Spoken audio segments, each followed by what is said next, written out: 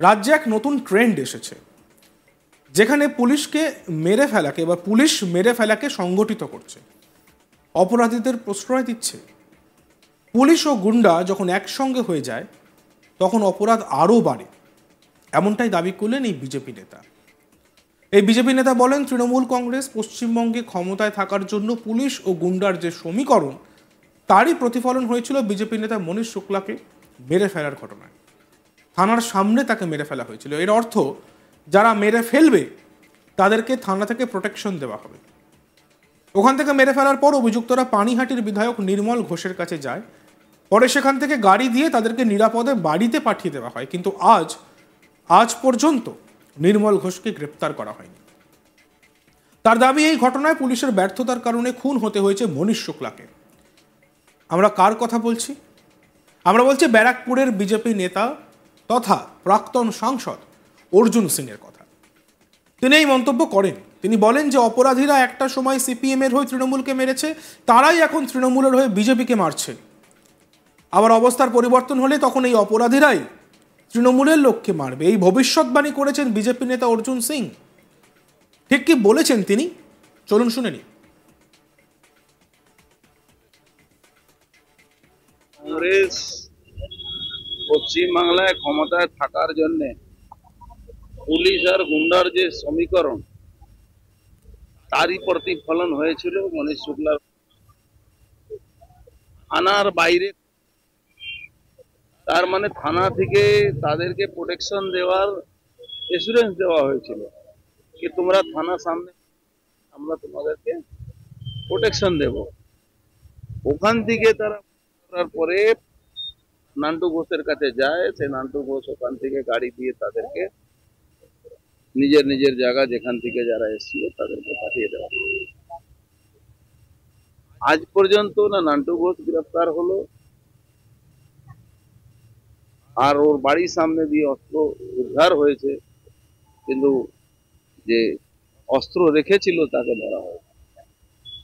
আমরা যতক্ষণ বিচার না পাই ততক্ষণ প্রত্যেক বছর এই লড়াইটা আমরা চালিয়ে যাচ্ছি। তার গার্জিয়ান হাইকোর্টে মামলা করেছেন যাতে সিবিআই তদন্ত হোক, কিন্তু এখন পর্যন্ত সিবিআই তদন্ত হয়নি, কোর্ট অর্ডার দেয়নি। আর পুলিশ বাল তবিয়তে যাকে তাকে মিথ্যা এদিকে ওদিক থেকে ধরে সংখ্যাটা বাড়িয়ে যাচ্ছে। অ্যাকচুয়ালি পুলিশের ফেলিওর, পুলিশের নির্দেশে। এখন নতুন একটা কায়দা হয়েছে ব্যারাকপুর ও শিল্পাঞ্চলের মধ্যে, এটা আমরা দেখতে পাচ্ছি।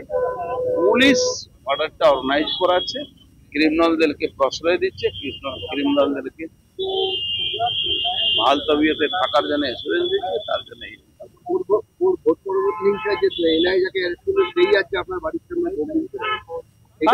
সেরকমই আছে।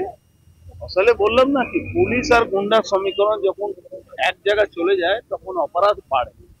কিন্তু মমতা ব্যানার্জি যে ভুলটা করছেন, এই অপরাধীরা একটা সময় সিপিএম হয়ে তৃণমূলকে মেরেছিল, এখন তৃণমূল হয়ে বিজেপিকে মারছে।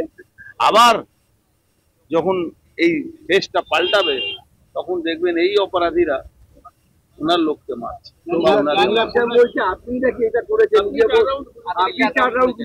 খুব ভালো কথা বলেছে, ওকে বলতে দিন। ও যে রাস্তায় হাঁটছে না, ওই রাস্তা আমি পিএইচডি করেছি, ও বুঝবে কি হবে। এ বিষয়ে আমাদের প্রতিনিধি দীপক দেবনাথের একটি প্রতিবেদন শুনে নিই। দেখো, যে অপরাধীরা একটা সময় সিপিএম এর হয়ে কাজ করেছিল এবং তৃণমূলকে মারধর করেছে, সেই অপরাধীরাই এখন তৃণমূলের ছত্র ছায়া আছে এবং বিজেপিকে মারধর করছে। এবং আগামীতে এমন একটা দিন আসবে যখন এই অপরাধীরাই কিন্তু তৃণমূলকে মারধর করবে, এরকম একটা ভবিষ্যৎবাণী করেছেন ব্যারাকপুরের বিজেপি নেতা এবং প্রাক্তন সাংসদ অর্জুন সিং। গতকাল আমরা দেখলাম যে ব্যারাকপুরে একটি অনুষ্ঠান ছিল, সেখানে যখন সাংবাদিকদের মুখোমুখি হন তখন এরকম একটি মন্তব্য করেন এবং তিনি বলেছেন যে ব্যারাকপুর শিল্পাঞ্চলে একটা নতুন ট্রেন্ড এসছে, যেখানে পুলিশকে যে কোনো অপরাধ সংগঠিত করতে দেখা যাচ্ছে এবং যারা গুন্ডা, যারা অপরাধী, তাদেরকে প্রশ্রয় দিচ্ছেন। এবং তার যেটি অভিমত সেটি হচ্ছে যে পুলিশ এবং গুন্ডা বা এই যে অ্যান্টি সোশ্যাল, তাদের যখন নেক্সাস হয়, তাদের যখন একজোট হয়ে যায়, তখনই কিন্তু অপরাধের মাত্রা বাড়ে। এবং এই কারণেই গত কয়েক বছর আগে তুমি জানো যে মনীশ শুক্লাকে যেতে হয়েছিল এবং মনীশ শুক্লাকে যখন ঠিক তার ঢিলছড়া দূরত্বে, অর্থাৎ ঠিক তার উল্টো দিকেই ছিল এই টিটাগড় থানা।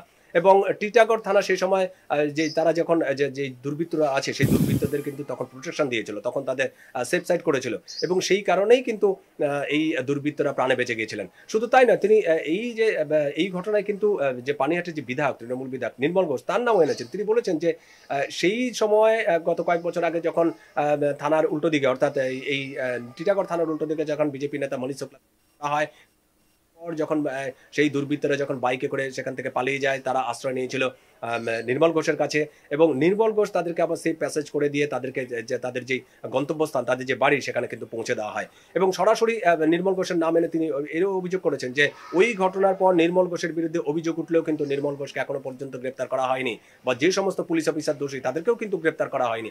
সুতরাং তার একদম প্রচ্ছন্ন বক্তব্য, পরিষ্কার বক্তব্য যে পুলিশের সাথে গুন্ডাদের বা রাজনৈতিক নেতাদের যখন একটা মেলবন্ধন হয় তখনই কিন্তু এরকম ধরনের ক্রাইম, এরকম ধরনের অপরাধ বাড়ে।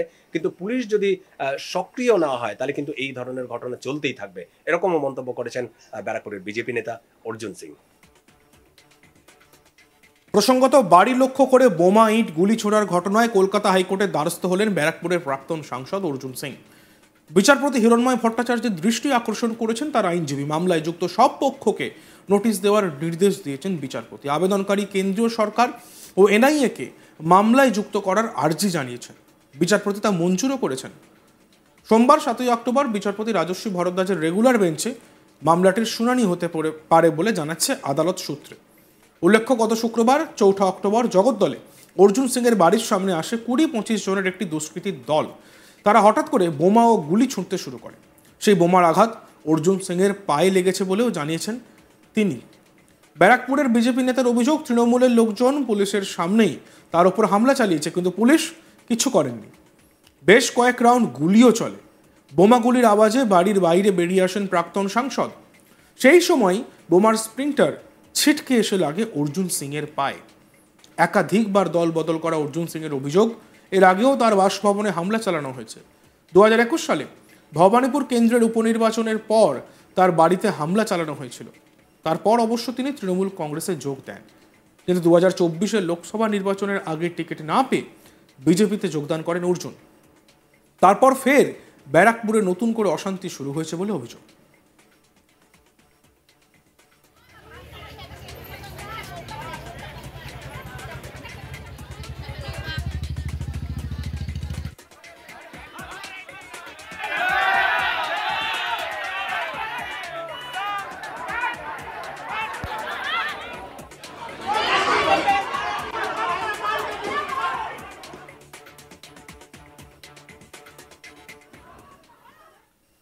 দেখতে থাকুন আজ তাক বাংলা, সাবস্ক্রাইব করতে ভুলবেন না।